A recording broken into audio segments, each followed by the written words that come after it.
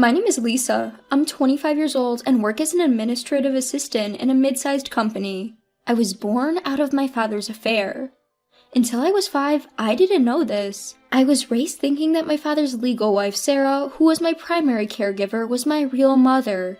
Sarah couldn't bear children due to her weak health, and she took in my father's illegitimate child, which is me. When I decided to take you in, it was actually very painful for me. But when I learned that your real mother had died in a traffic accident caused by my husband's driving mistake, I couldn't just leave you alone. She confessed to me when I was 5, and she was ill in bed. Apparently, when my father and my real mother, his mistress, were out driving, he made a driving error and crashed into a utility pole. My mother, who was in the passenger seat, suffered a heavy blow to her chest and passed away. You know, at the time of the accident, you were still in your real mother's womb, Sarah continued. When you were born by emergency surgery, I thought, this child is a miracle, so I made up my mind to raise you properly.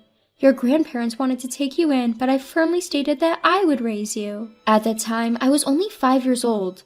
I couldn't fully comprehend the situation, but I did understand that the woman I thought was my real mother wasn't, and yet she had raised me with love. She always made delicious homemade sweets for me, crafted cute clothes, and even slept with me when I was too afraid to sleep alone.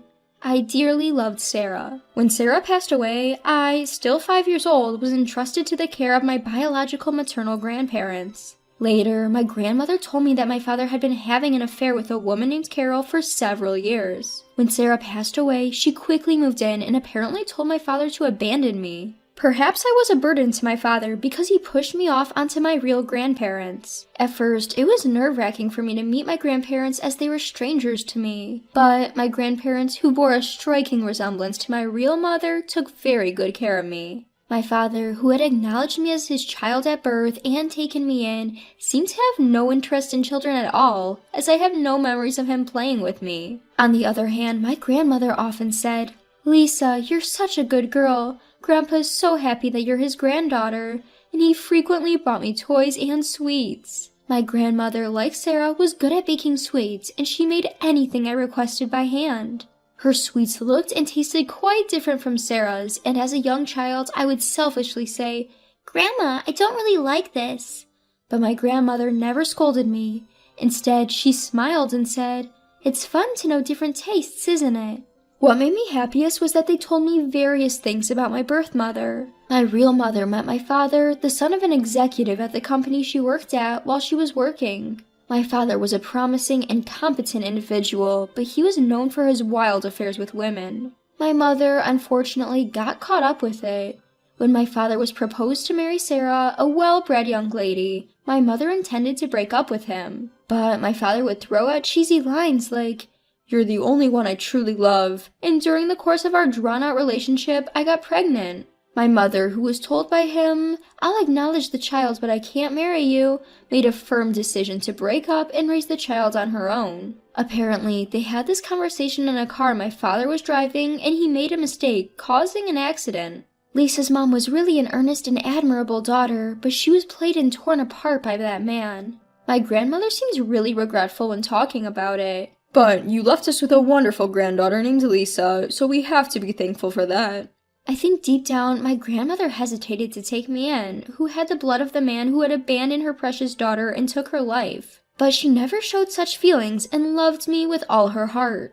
When they took me in, my grandparents were in their early 50s. My grandfather ran a small factory, and while they weren't wealthy, they were able to lead a decent life. Also, about 5 years after they took me in, it seems that several thousands of dollars were transferred every month from my father as child support. But at some point, those payments stopped, and around the same time, the factory's business began to decline. My grandmother, who had been a housewife, started working, but it seems it wasn't enough to get the factory's finances back on track. Eventually, they had to sell the factory and their home, and by the time I was in middle school, we had moved to an old apartment. My grandmother would say, "Our grandparents lived really meager lives during the war times. Compared to that, we're totally fine," and even cut down on their own meals to make sure I had plenty to eat. Once I entered high school, I started working part-time too. I was really happy to receive unsold items at the supermarket where I worked until 8 p.m. The part-time ladies were also very kind to me, secretly giving me damaged daily necessities during delivery and giving me hand-me-down clothes from their daughters, saying it was old, but despite being poor, it was a really fun life. But that happiness ended when my grandfather fell ill. His disease progressed quickly, and in no time he was hospitalized. He was told he had only half a year to live, and money quickly drained due to his medical and hospital bills. My grandfather had canceled his life insurance shortly after closing the factory to save money. Distressed, I bought a magazine that introduced night jobs, seriously considering doing it.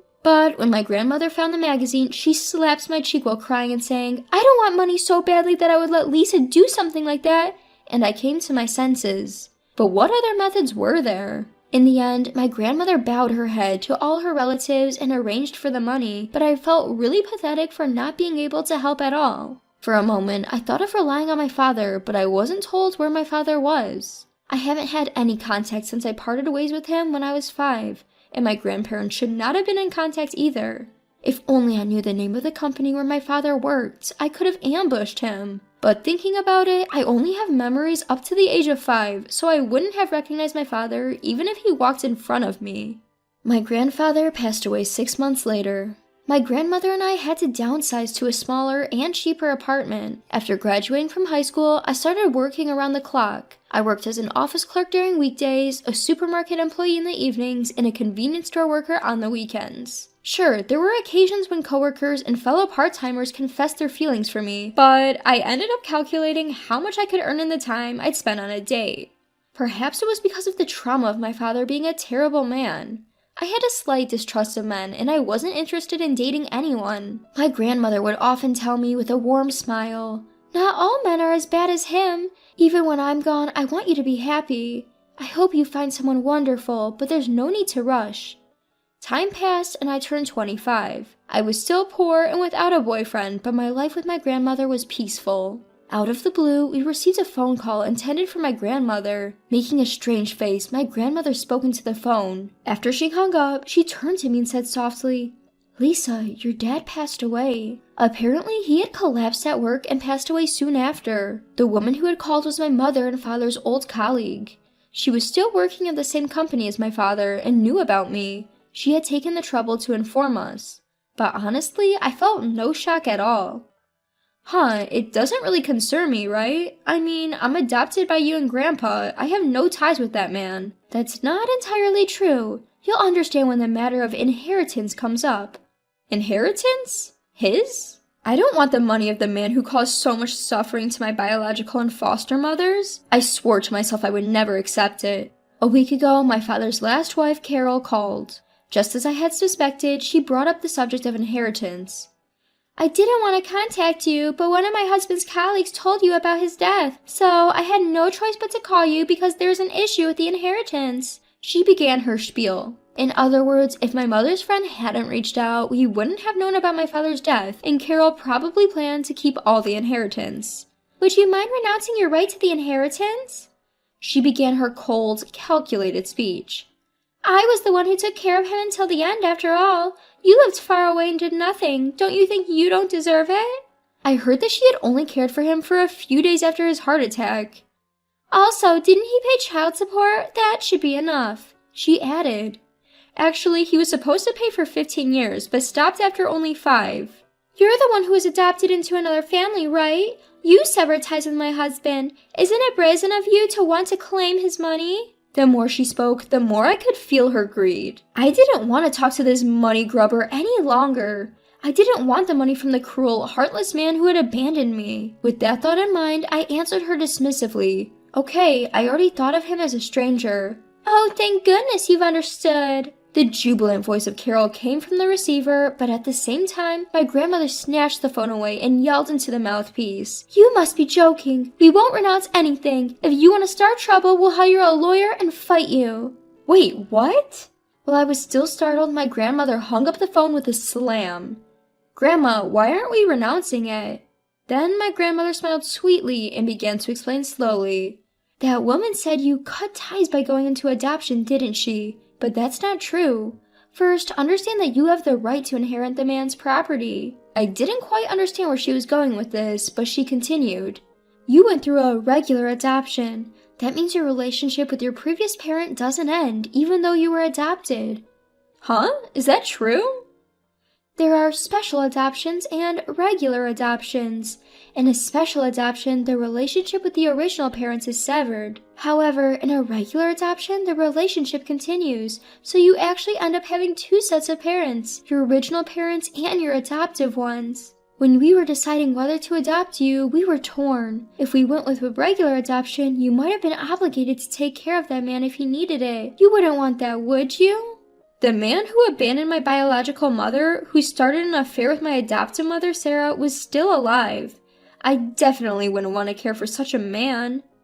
But, that man was an elite in a major corporation, and it was clear from his lifestyle that he was quite wealthy. That means if we went into a regular adoption, when that man passed away, there would be a good chance that a significant amount of money would come to you through inheritance. We thought, even if you had to struggle to care for that man, you might be rewarded in the end. Your grandfather and I discussed it and made the decision. I was moved to tears when I realized how much they had thought about me. But I don't want his inheritance. You may be angry thinking about it as that man's inheritance, but what if you think of it as money? You know very well how necessary and important money is for living, Lisa, after all these 20 years. That was certainly true. If we had money, we could have given my grandfather better treatment, and we wouldn't have had to make my grandmother live in this rundown apartment. No matter how hard I worked as a high school graduate, I couldn't make life easier for my grandmother. Right, I need money to make life easier for you, Grandma. It's not about me, Lisa. You can never have too much money for your future happiness. If you really can't bear it, why not donate the money after you receive it? There are plenty of people who need it, right? That was really true. My grandmother, who had struggled with money, would know the importance of money more than anyone. I changed my mind. I won't renounce, I'll fight for my rightful inheritance. Then I started doing some research about inheritance. A question arose in my mind. Grandma, can you tell me the phone number of the woman who informed us about that man's collapse? Sure, but what are you going to do? I have something I want to ask her. With a bright smile, I immediately dialed that person's number. A few days later, I called Carol and informed her of my valid claim to the inheritance. If you say you won't let me inherit, I'll hire a lawyer and proceed with a lawsuit, I warned her. This made her frantic with anger. Given her reaction, the inheritance must be quite substantial. Only getting half? Oh my goodness! Too bad, I said, and then hung up the phone. After that, I embarked on the action I had planned. I speculated that my dad, given his lack of discipline with women, might have been continuously unfaithful. So, I contacted the woman who had informed me of the man's passing and had her investigate his affairs. And it came out that he had been simultaneously cheating with at least 5 women at work.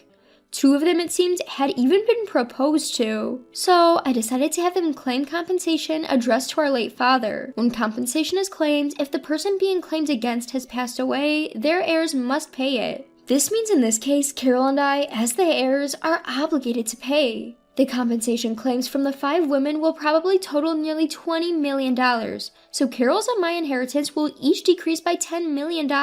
It doesn't really matter to me, but as for Carol... And there's one more thing. This man had not paid child support for about 10 years. In this case, the unpaid amount is inherited, so again, it must be paid from the inheritance. The lawyer said, let's push as hard as we can, and promptly claimed about $10 million. The thought of Carol throwing a hysterical fit made me chuckle. And then, to make matters worse, Carol, in her haste, started investing in stocks and fell for an investment scam, losing almost all of the inheritance. Now, it seems, she's barely getting by, living in a dilapidated, tiny one-room apartment over 50 years old, struggling with debt. What goes around comes around, right? Afterwards, with the inheritance I received, I renovated my grandmother's house and we're living together comfortably. I donated part of the remaining money to institutions like child welfare facilities. Recently, a friend of my mom brought me several matchmaking opportunities since she was worried about me. I started dating one of them and now live a happy life every day.